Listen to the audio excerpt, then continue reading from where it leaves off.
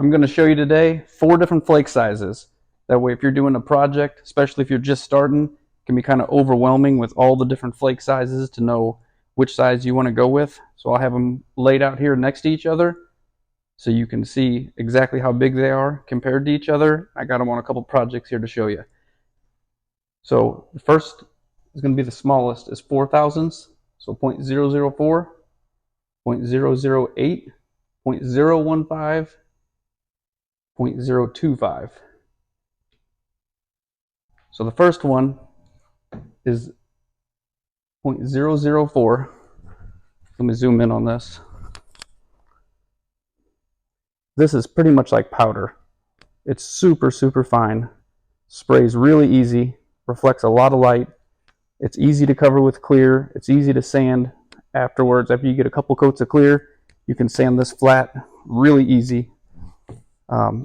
Here's a little light switch cover, and you can see super fine. This is a holographic flake, so it's got a little rainbow effect to it. And then the next, here's the fine right here. This is in the inner coat, the clear inner coat, clear base coat, whatever you want to call it. And this is what it will look like when it's ready to spray. Okay, then the next size is going to be 0.008. So you can see this is quite a bit bigger. This isn't holographic. This is just a chrome silver. 0.008. This is also easy to cover with clear. Doesn't take much to cover this. Couple coats, sand it with some paper to get it flat. Pretty easy. So this is in the base coat. This is ready to spray. So on each of these, whenever I spray them, whatever size I'm using, I put the next sizes down with it so it has better coverage. So if I'm spraying 4 thousandths, I just spray this. On the 8 thousandths, I mix both of these together. So here's the example. So this is 4, and that's 8. That's those next to each other. Okay, then the next one, 0.015, is going to be this third one. It's a holographic. You see the size difference there. And once you get to the 0.015, I think it'll go through a 1.4. I know it'll go through a 1.5 tip, and it's going to take a little more sanding. You're going to want to do 2 wet coats or 3 coats of clear. That's what this is done with right here. So this is this and this mixed together. This is sprayed with a 1.5 tip, and this is 2 coats. And this tray here was also sprayed with that. So you can see the difference.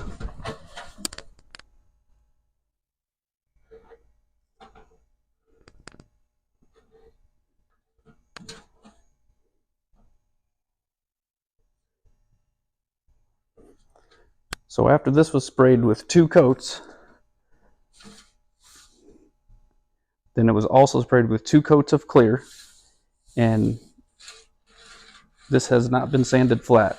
And you can kind of hear there's just a little bit of roughness, but it doesn't take a whole lot to sand this down to get it flat. It's not too hard. Okay, and this tray was also done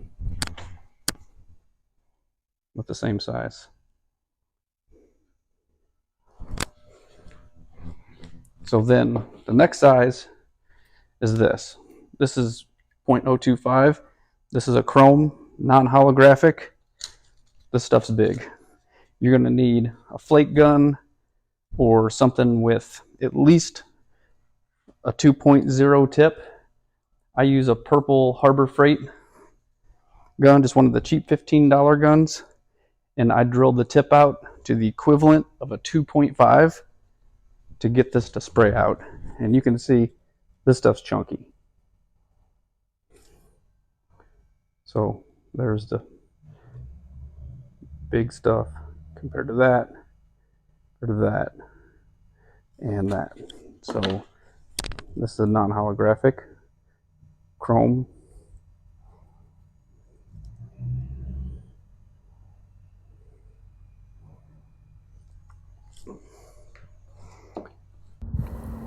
Here's the .025 on a motorcycle fender with some candy over top of it. There's also a little bit of .008 mixed in with this, just so it feels a little bit better. Especially with these silver or chrome holographic flakes, I do a silver base. It's going to be a lot easier to cover. So you want to start with whatever you have and use a primer underneath. Get it all prepped like you would a normal car, motorcycle, whatever you're doing. I got a mailbox here and light switch, just whatever. So I'm going to do 2 coats of silver, 2 to 3 coats of flake, and then 2 to 3 coats of clear over it. And then you're going to sand this completely flat. And then you'll have a good start for candies, graphics, anything like that. If you're going to use a colored flake, you just have to be really careful. When you put your colored flake down, it's best to use a similar base color as your color of your flake, so it covers easier. A lot of people put it down on black. That's kind of cool too. But if you're using a colored flake, you got to make sure you get enough clear over it.